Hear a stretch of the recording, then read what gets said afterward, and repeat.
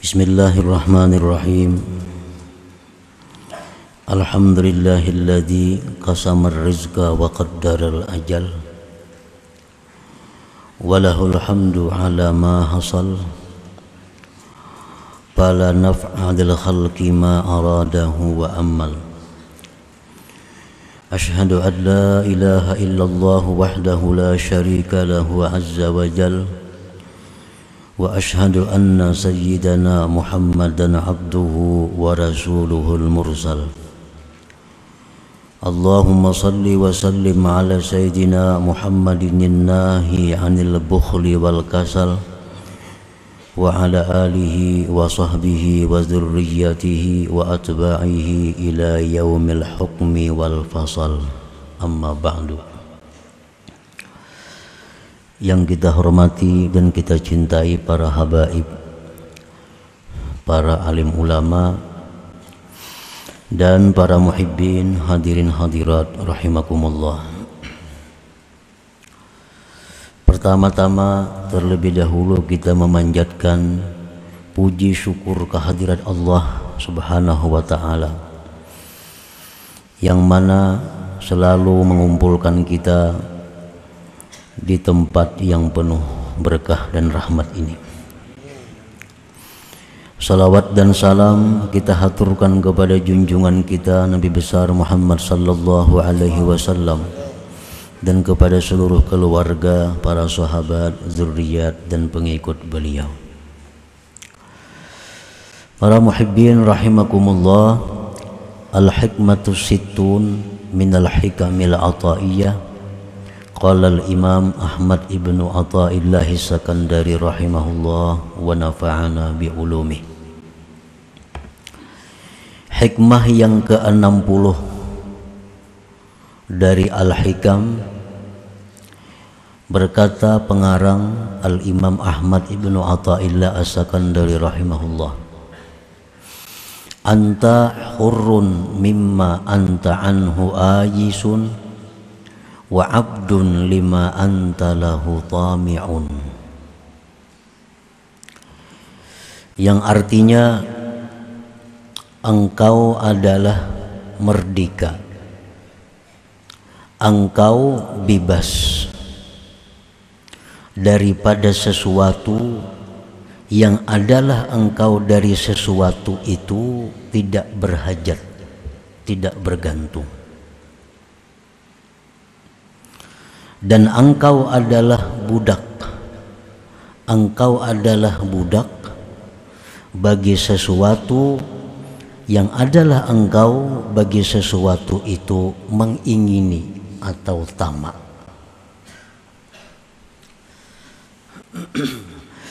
Nah, para muhibbin rahimakumullah, artinya kita ini merdeka.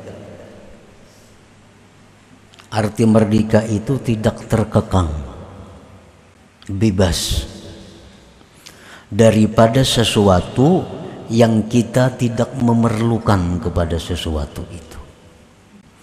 Nah, kita kada perlu lawan sesuatu itu, maka kita bebas daripadanya.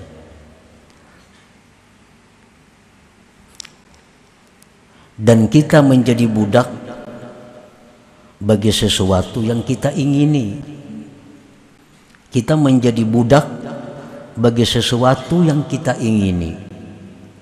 Kita ingin sesuatu, maka kita kejar sesuatu itu. Dan kita tunduk patuh kepada sesuatu yang kita ingini itu. Jadi orang yang tamak, maka dia merupakan budak bagi yang diingininya. Orang yang tamak dengan harta, dia budaknya harta. Siang malam, pagi sore, dia kejar harta itu. Orang yang tamak dengan jabatan, dengan kedudukan, siang malam dia kejar kedudukan itu sampai dia dapatkan kedudukan itu. Nah, itu adalah hambanya, budaknya kedudukan, budaknya harta. Para muhibbin rahimakumullah, ini hikmah yang ke-60 merupakan kesempurnaan dari hikmah yang ke-58, 59, dan ini yang 60, membicarakan tentang tamaknya kita. Tamak itu adalah sesuatu ketergantungan kepada selain Allah dan senang tenang dengan selain Allah, disebut tamak. Termasuk di dalamnya adalah rakus, tidak merasa cukup dengan yang telah diberikan oleh Allah Subhanahu wa ta'ala. Qala Nabi sallallahu alaihi wasallam, iyyakum wat-tama' fa innahu faqrun hadir. Aku takuti kamu bersifat tamak, karena tamak itu adalah merupakan fakir yang ada. Bagaimanapun orang itu banyaknya punya harta, kalau dia masih tamak, dia itu sebenarnya adalah orang fakir. Dia itu sebenarnya orang yang fakir. Orang yang tidak mempunyai harta tetapi hatinya kaya, tetapi hatinya tidak tergantung kepada selain Allah, itulah yang disebut dengan ghinal qalbi, kayanya hati seseorang dari selain Allah Subhanahu wa ta'ala. Wa qala an-nabi sallallahu alaihi wasallam, man kanat niyyatuhul akhirah jama'allahu syamlah wa ja'ala ghinahu fi qalbih wa atathu dunya wa hiya ragimah wa man kanat niyyatuhu fid dunya farraqallahu alaihi amrah wa ja'ala faqrahu baina 'ainaihi wa lam ya'tihi minad dunya illa ma kutiba lahu. Rasulullah sallallahu alaihi wasallam bersabda, barang siapa mengingini akhirat,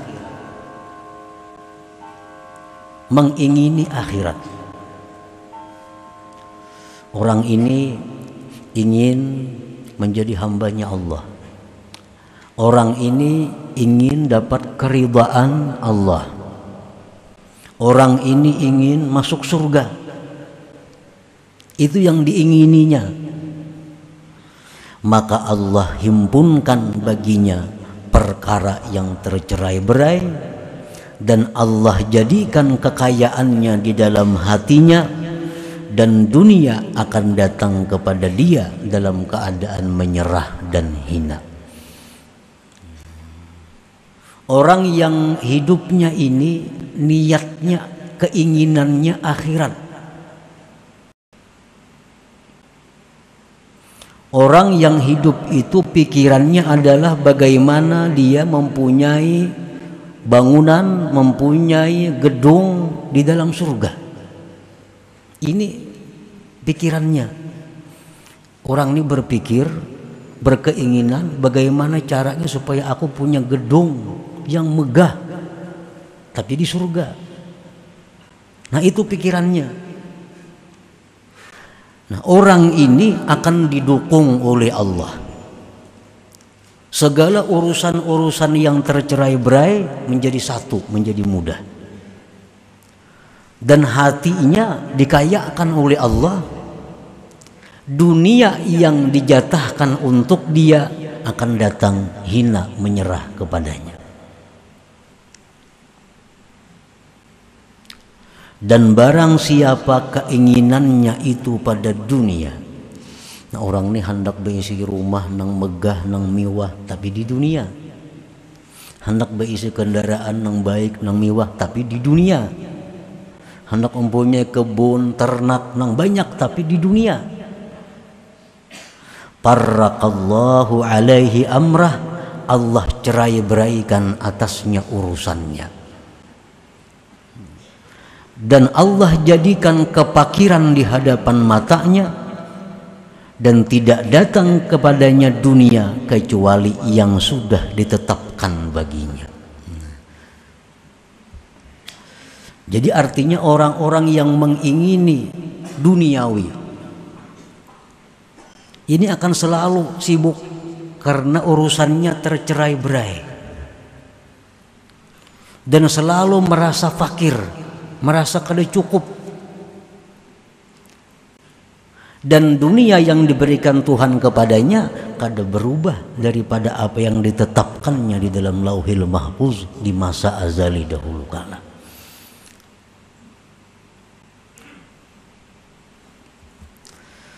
Nah, para muhibbin rahimakumullah. Jadi keinginan kita itu hendaknya jangan keinginan yang surut. Jangan punya keinginan rendah. Kalau kita hendak kepingin punya gedung tapi di dunia, itu keinginan rendah. Yang kita ingini itu ya sesuatu yang murah. Yang kita ingini sesuatu yang binasa, yang hancur. Tapi kita tingkatkan keinginan kita itu kepada gedung-gedung yang di surga yang kita miliki. Mobil-mobil mewah di surga tapinya. Apabila kita demikian pikiran kita, demikian keinginan kita, dunia itu akan datang sendirinya kepada kita tanpa susah payah mencarinya. Nah, para muhibbin rahimakumullah. Qala Nabi sallallahu alaihi wasallam, man asbaha wad dunya akbaru hammi yulzimullah ta'ala qalbahu thalatha khisal. Hammun la yanqati'u abada wa syughlun la yatafarraju minhu abada wa faqrun la yablughu muntahahu abada. Rasulullah sallallahu alaihi wasallam bersabda, barang siapa berpagi-pagi dunia yang menyita pikirannya. Artinya orang ini bangun guring, nah imbas sembahyang subuh itu sudah memikirkan tentang urusan-urusan duniawi, urusan-urusan yang kada dibawa mati artinya. Maka orang seperti ini Allah lazimkan di hatinya 3 perkara. 1, hammun la yanqati'u abada, kerisauan yang tidak putus selamanya. Yang kedua, kesibukan yang tidak pernah lapang dia daripadanya. Yang ketiga, kepakiran yang tidak ada ujung baginya selamanya. Nah, para muhibbin rahimakumullah. Jadi pagi hari nabai sukanan bangun guring imbas sembahyang subuh, itu waktu-waktu yang kita disuruh Allah untuk zikrullah. Waktu itu waktu yang disuruh Allah kita memikirkan akhirat. Ini waktu pagi, awal siang, awal hidup kita. Pagi-pagi itu Allah menyuruh kita agar berpikir akhirat, jangan berpikir dunia. Oleh karena itu Allah Subhanahu wa ta'ala memberikan ganjaran yang sangat besar kepada orang-orang yang di pagi itu berzikir kepada Allah. Man shallal fajra fi jama'atin thumma qa'ada yadhkurullaha ta'ala hatta tatlu'a asy-syams thumma shalla rak'atain kanat lahu ka ajri hajjatin wa umratin tammatin. Biar Nabi. Barang siapa sembahyang subuh berjamaah kemudian duduk berzikir, membaca Quran kah, salawat kah, tasbih kah, menuntut ilmu kah, sampai terbit matahari. Kada sampai sejam itu, kada sampai sejam. Apalagi yang subuhnya tengah 6 begininya, kada sampai sejam. Sampai terbit matahari. Sembahyang isyraq 2 rakaat atau duha 2 rakaat, maka baginya mendapat pahala haji umrah sempurna ujar Nabi. Nah, ini adalah satu dorongan kepada umat bahwa hendaknya di pagi-pagi itu jangan memikirkan urusan duniawi. Isilah waktu pagi itu dengan akhirat. Nah, para muhibbin rahimakumullah. Qala ba'dul hukama at-tama' ala thalathati aqsam. Tamak itu 3 macam. Qismun mahmud wa qismun madhmum wa qismun ghairu mahmud wala madhmum. Ada tamak yang dipuji, ada tamak yang dicela, ada tamak yang tidak dipuji, tidak dicela. Macam-macam tamak. Al-qismul awal, macam yang pertama, tamak yang dipuji. Qaulihi ta'ala hikayatan an khalilihi Ibrahim alaihi salam, walladzi atma'u ay yaghfira li khati'ati yaumaddin. Seperti firman Allah mengisahkan Nabi Ibrahim. Nabi Ibrahim berkata, wallazi atma'u, bermula yang aku tamak, bermula yang aku ingini, bahwa Allah mengampuni dosa-dosaku di akhirat nanti. Nah, tamak dengan urusan akhirat itu dipuji. Selalu merasa kurang dalam hal urusan akhirat, selalu merasa bodoh, akhirnya rajin menuntut ilmu. Selalu merasa kurang tubatnya, selalu tubat kepada Allah. Nah, ini tamak juga, tapi dipuji karena tamaknya ini kepada akhirat. Awal qismu tsani, macam yang kedua, ayyashghalahu an ada'i awamirillahi ta'ala aw yurida jam'al mal litakatsur wat tafakhur. Tamak yang dicela itu adalah tamak yang mencegah dia daripada, yang menghalangi dia daripada menunaikan perintah Allah. Inya ini keinginannya itu membuat inya ini terhalang daripada yang disuruh Allah. Sembahyang berjamaah tertinggal, wirid-wirid kada tabacai, pengajian-pengajian ditinggalkan untuk mencari sesuatu daripada duniawi. Nah, ini yang dicela tamaknya. Tamak seperti ini yang dikatakan Imam Hasan Basri, halakuddin wa fasaduhu at-tama, binasanya agama seseorang itu berada pada tamak. Ini kalau urusan usahanya paling sulit meninggalkan usaha. Jakanya kawa kada beperayan. Tapi kalau urusan ibadah, nah itu kurang lebih.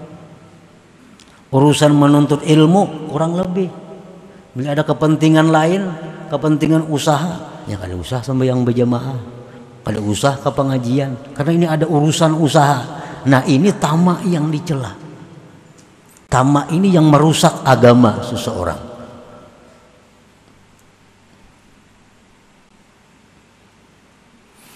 Aw yurida jam'al mal litakatsur wat tafakhur, atau dia menghendaki mengumpulkan harta untuk berbanyak-banyak dan bermegah-megah. Nah, inya ini tamak. Waktunya bagus, pengajiannya kada tertinggal, berjamaahnya kada tertinggal, tapi di waktu-waktu kosong dari kegiatan agama, inya mencari dunia untuk berbanyak-banyak dan mengumpulkan duniawi. Ini pun dicela juga. Alhaakumut takatsur hatta zurtumul maqabir. Kamu itu dilalaikan oleh berbanyak-banyak sampai kamu mati. Hatta zurtumul maqabir, sehingga kamu ziarah kubur, sehingga kamu masuk kubur artinya. Nah, ini yang dicela.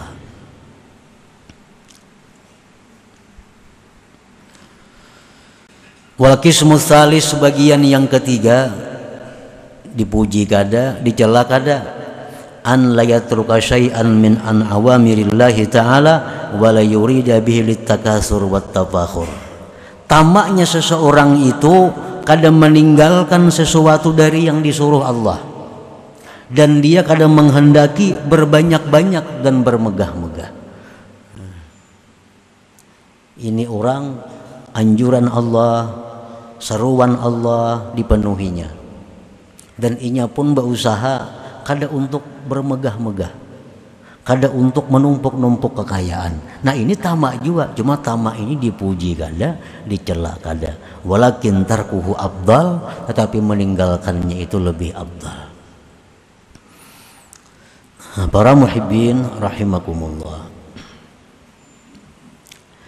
Su'ila al-Ghazali hal yazidur rizqu bit talab wa hal yanqusu bi tarkit talab.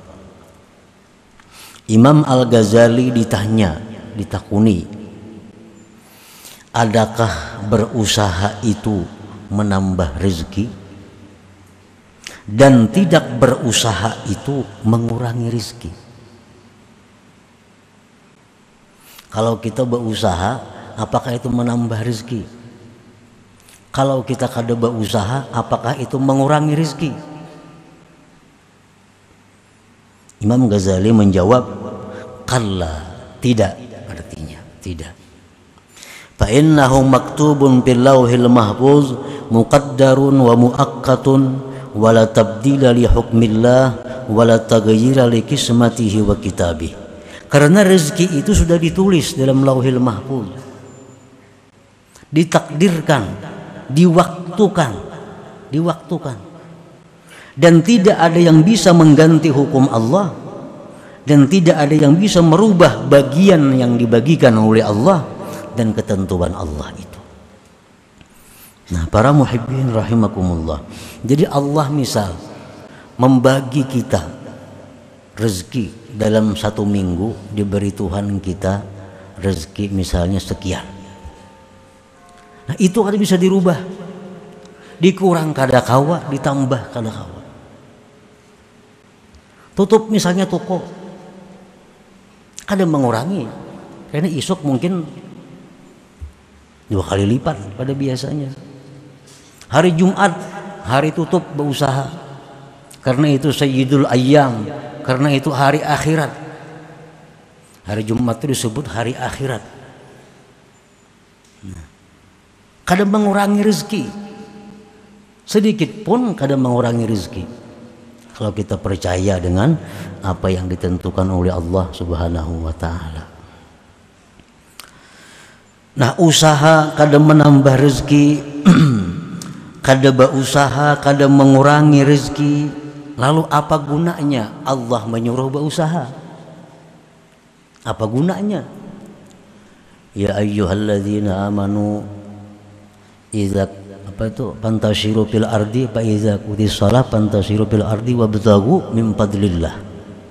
Bila selesai sembahyang, pantashiru, bertebaranlah kamu di muka bumi, wabtaghu min fadlillah, cari anugerah Allah. Kan itu usaha. Allah menyuruh berusaha. Nah, sedangkan usaha kadang mempengaruhi dengan jatah rezeki kita. Apa gunanya berusaha? Nah, usaha itu kita disuruh oleh Allah litarattu bil iqab was sawab, untuk menimbulkan siksa dan pahala. Ada orang berusaha, usahanya baik, usahanya jujur, kadang melalaikan perintah Allah. Nah, ini usahanya jadi pahala. Pedagang-pedagang yang jujur itu hari kiamat dihalau wajahnya seperti bulan purnama. Nah, jadi Allah menyuruh berusaha itu hanya untuk menimbulkan pahala bagi yang usahanya baik, usahanya jujur, dan hanya untuk membuat siksa kepada mereka yang usahanya salah, usahanya melalaikan hukum Allah. Nah, jadi usaha kada berfungsi. Orang yang berusaha dengan baik, dengan jujur, pahala fisabilillah. Orang yang usahanya salah, usahanya melanggar hukum Allah, fisabilillah, syaitan, di jalan syaitan. Jadi usaha itu hanya untuk menimbulkan pahala atau dosa. Nah, kita hari ini berusaha, kita ke pasar, buka toko, bisa dosa yang kita dapat, bisa pahala, tergantung keadaan. Kalau orang hari ini berusaha dengan tujuan bahwa keuntungan hari ini akan kunafkahkan kepada keluarga, membantu orang-orang sakit, untuk sabilillah, maka usahanya itu di jalan Allah. Kalau orang berusaha hari ini buka toko dengan niat keuntungannya untuk menambah harta, untuk memperbanyak harta, maka usahanya itu bisa diri syaitan, jalan syaitan. Nah, jadi usaha kadang mempengaruhi dengan kurang tambahnya rezeki itu. Cuma yang usaha itu bisa menimbulkan pahala, bisa menimbulkan dosa. Nah, para muhibbin rahimakumullah, lalu apa gunanya doa? Kan ada doa, ya Allah luaskan rezeki kami, maka kada berubah. Kalau kita dapat jatah seminggu dapat sekian, kita berdoa kayak apa aja kada bisa merubah. Kenapa disuruh berdoa? Nah, Allah Subhanahu wa taala menyuruh kita berdoa itu adalah izharan lil fakri, untuk menampakkan kefakiran kita kepada Allah. Allah menyuruh kita berdoa itu hanya untuk menampakkan bahwa kita berhajat kepada Allah. Maulah doa kita nang manusia nih, apalagi nang banyak dosa nih, kau merubah ketetapan Allah, terlalu hebat doa. Nah, jadi doa itu hanya Allah menyuruh kita agar bahwa kita ini nampak fakir di hadapan Allah, agar kita nampak berhajat di hadapan Allah. Jadi doa kada akan merubah apa yang ditetapkan oleh Allah dalam ilmunya, di dalam Lauhil Mahfuz itu. Nah, para muhibbin rahimakumullah, lalu kenapa kadang-kadang begitu kita berdoa terjadi? Kita berdoa, ya Allah luasakan pengharini rezeki hamba nak bayar hutang. Biasa sehari dapat rezeki 10.000, 15.000. Begitu bisukan berdoa sekali dapat 1 juta hari itu. Nah, kan kayak doa modelnya kabul nih, kayak doa modelnya kabul. Padahal itu sudah ketetapan Allah, hari itu memang dapat itu. Sama orang misalnya memotong sesuatu, begitu dipotongnya putus, tataknya pagat, model kayak lading yang memagat itu modelnya. Padahal lading itu kada berdaya upaya, itu ada daya upaya daripada Allah Subhanahu wa taala yang berbetulan dengan lading jatuh kepada yang dipotong tadi.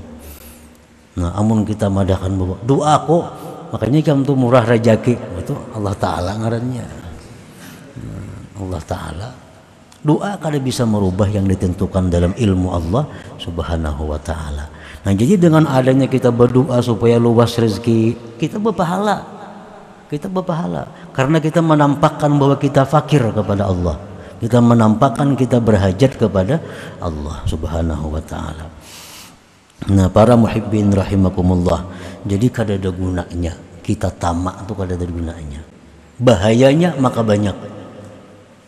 Orang nang menipu karena tamak, orang nang mengangkat tanah orang karena tamak, orang nang merampok, menjuntan, korupsi karena tamak. Itu halakuddin, binasanya agama di situ. Nah, para muhibbin rahimakumullah, sampai yang hikmah ke-60 ini dari 58, 59 sampai 60 pengarang membicarakan masalah tamak tadi.